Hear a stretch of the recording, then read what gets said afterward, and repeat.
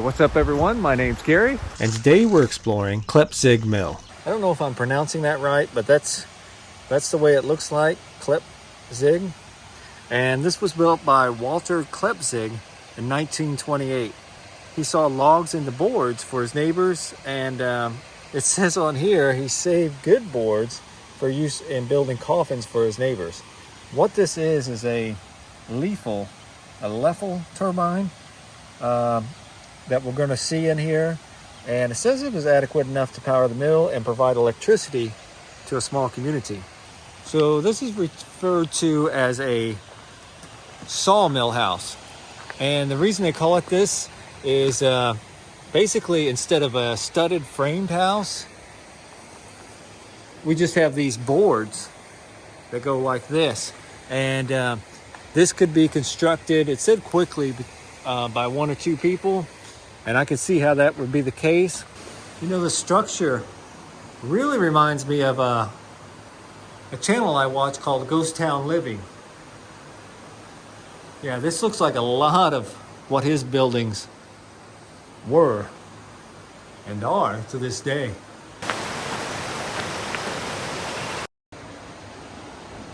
And yeah, you may be able to get a better look at how this was formed. Ooh, we're gonna open this and see what's in here. Yeah, it's like a great place for snakes. But this is that turbine mill. It is way down in there, so I cannot see it. And I'd say we've got a little board damage. So this would have been the pulley system. Looks like they've done some work here to keep this up. So yeah, I'm not feeling too safe in here. This would have been the sluice that would have come into here. Yeah, so we're going to get underneath here, see if we can see that turbine. I don't know if it's still here or not. Woo!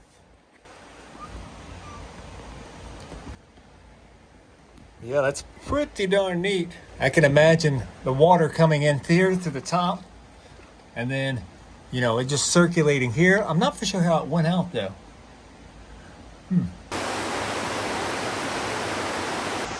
All right, there's that hole that we saw while we was in there. And this is a big piece of concrete here. Yeah, that's pretty significant. So let's get in here, take a look. Now, this looks like it has been eroded over time here.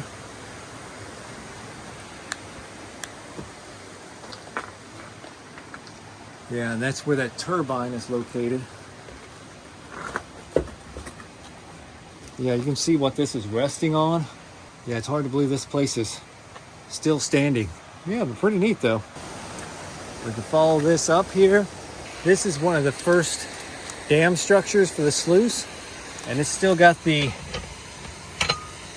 little iron gate here. Definitely not original, but you can see how they worked this into the rock and made it come around. And then there's another dam right there. All right, this is a much larger dam than the one down below, and you can see where they've used native rock in here to cement this together. And then we've got another chute here to allow water to come in,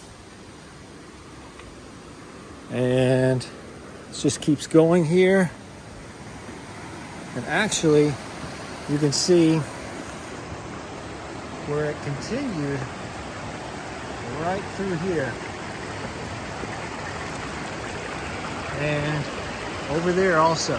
So I don't know if that side there was left open so the water can continue to flow, but this definitely was dammed up at one time.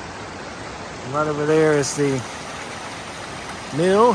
What a beautiful scene. This place is much more angular than Rocky Falls. A lot of uneven surfaces, a lot of steps. So the road I come in on was rough, but can you imagine, you know, back then, can you imagine how hard and, you know, not inviting this location was?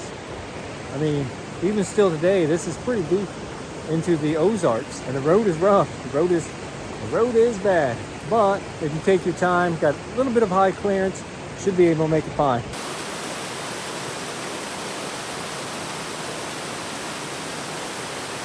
So just for reference,